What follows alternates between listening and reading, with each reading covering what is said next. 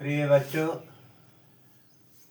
Gyandeep plus channel में आप लोगों का बहुत बहुत स्वागत है। जैसा कि हम लोगों ने इसके पहले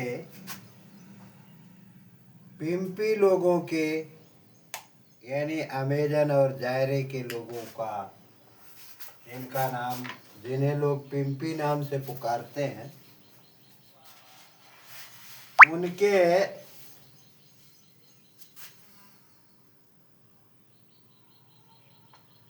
रहन सहन के बारे में बताया। क्या पैदा करते हैं यह भी बताया। कॉफ़ी, मक्का, कोको, अनाज आदि। ये लोग क्या पहनते हैं यह भी बताया, और करते क्या है यह भी बताया। अब इन्होंने जब रहते कहाँ हैं ये भी बताया। अब इसके आगे हम आप लोगों को उन्हीं पिम्पी लोगों के खेती के बारे में बताते हैं। वो लोग खेती करते थे तो कैसे करते थे और उन्हें क्या क्या करना पड़ता था, कितने कठोर परिश्रम के बाद वो लोग अनाज पैदा करते थे। बच्चों, जैसे कहीं घास फूस है या छोटे बड़े वन हैं, पौधे हैं, पेड़ हैं, इनको वे लोग सबसे पहले पिम्पी लोग सबसे पहले आग लगाकर जला देते थे। जला देते थे तो घास फूस साफ हो जाता था, और थोड़े से स्थान पर वह खुरपी और कुदाल लेकर के खेती करते थे। इसको चलती फिरती खेती कहते थे। अब बच्चों, चलती फिरती खेती क्यों कहते थे?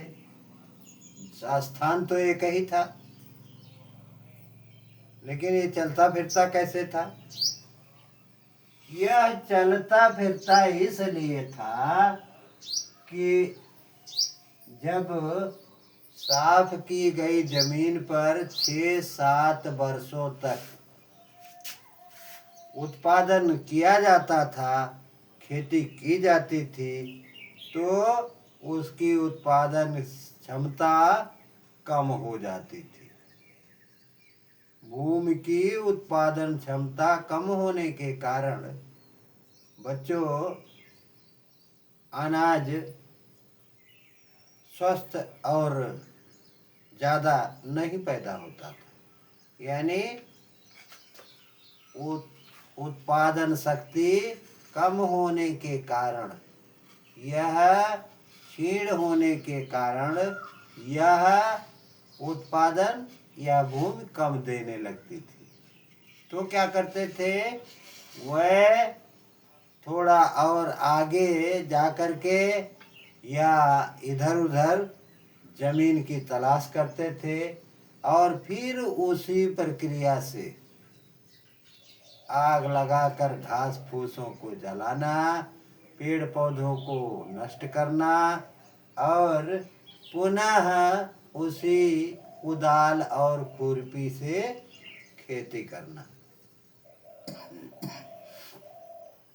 यानी 4-6 वर्षों के बाद उन्हें वह भूमि बदल करके अन्यत्र भूमि पर खेती करना पड़ता था। इसलिए इसे चलती फिरती खेती कहा जाता था। तो बच्चों, इसे चलती फिरती खेती अथवा झूम खेती करना भी कहा जाता है। तो दूसरे स्थानों पर ये फिर से आग लगाते थे, जंगल को साफ करते थे और खेती करना आरंभ करते थे। इस तरह से बच्चों उन लोगों का उत्पादन करने का तरीका था। बच्चों अनाज वे लोग पिंपी लोग अनाज इसी तरह से पैदा करते थे। अब हम देखते हैं, जैसा कि हमने बताया कल कि ये लोग क्या पहनते थे। इन लोगों का पहनावा केवल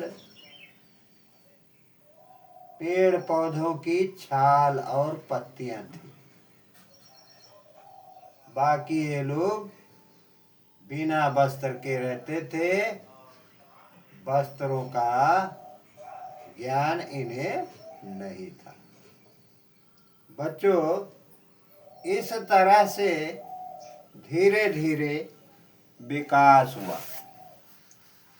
अब जैसे अमेजन और जायरे को छोड़ दीजिए या उनको भी ले लीजिए, तो दक्षिण पूर्वी एशियाई देशों में वो कौन से हैं? इंडोनेशिया का जावा द्वीप अन्य विषुवत रेखीय क्षेत्रों से बिल्कुल अलग है। इस द्वीप पर लावा यानी ज्वालामुखी का लावा जो फटता है उसमें मिट्टी पाई जाती थी तथा तकनीकी विकास भी था। यह इसलिए यहाँ के किसान पुराने कई वर्षों से खेती करते चले आ रहे हैं। यही कारण है कि इंडोनेशिया का जावा द्वीप और अन्य विषुवतरेखीय क्षेत्र में जनसंख्या अधिक है, यानी मनुष्यों का निवास अधिक है। विषुवत रेखीय प्रदेश के लोगों के जीवन का स्तर सुधारने के लिए सरकार अनेक प्रयास कर रही है। यह क्षेत्र खनिजों में धनी है। यहाँ के बॉक्साइट, निकेल, तांबा, टिन, तेल आदि खनिजों को निकालने के लिए मशीनें लगाई गई। इन मशीनों से ये सभी निकाले जाते हैं। बॉक्साइट, निकेल, तांबा, टिन, तेल आदि यहाँ मशीनों द्वारा निकाला जाता है। अनाज उगाने के लिए बड़े बड़े फार्म बनाए जा रहे हैं। इन सभी कारणों से जंगलों को काटा जा रहा है, जिससे पौधों व जीवों की अनेक प्रजातियां नष्ट होने के कगार पर हैं।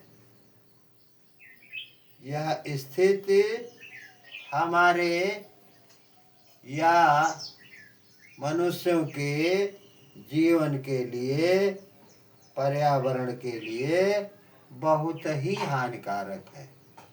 पेड़ पौधों से ही पर्यावरण स्वस्थ होता है, अन्यथा अपने यहाँ दिल्ली की तरह से प्रदूषण हो जाता है। बच्चों ब्राजील जो है संसार के विषुवत रेखीय सदाबहार वनों का सबसे अधिक क्षेत्रफल और सबसे अधिक कहवा पैदा करने वाला देश है। यानी विषुवतरेखीय सदाबहार वनों में ब्राजील सबसे अधिक कहवा पैदा करता है और सबसे बड़ा क्षेत्रफल सदाबहार वन का ब्राजील में ही है। और गिनी तट को बीमारियों के कारण श्वेत निवासियों की कब्र कहा जाता है। गिनी तट है वह बीमारियों से, तमाम प्रकार की बीमारियां वहाँ फैलती हैं, इसलिए श्वेत निवासियों यानी अंग्रेजों की कब्र कहा जाता है। बच्चों, जहाँ से भी इस चैनल को आप लोग देख रहे हैं, सुन रहे हैं, पढ़ रहे हैं, आप लोग लाइक, सब्सक्राइब और शेयर कीजिए। कमेंट में 2 शब्द जरूर लिखिए। बच्चों, धन्यवाद।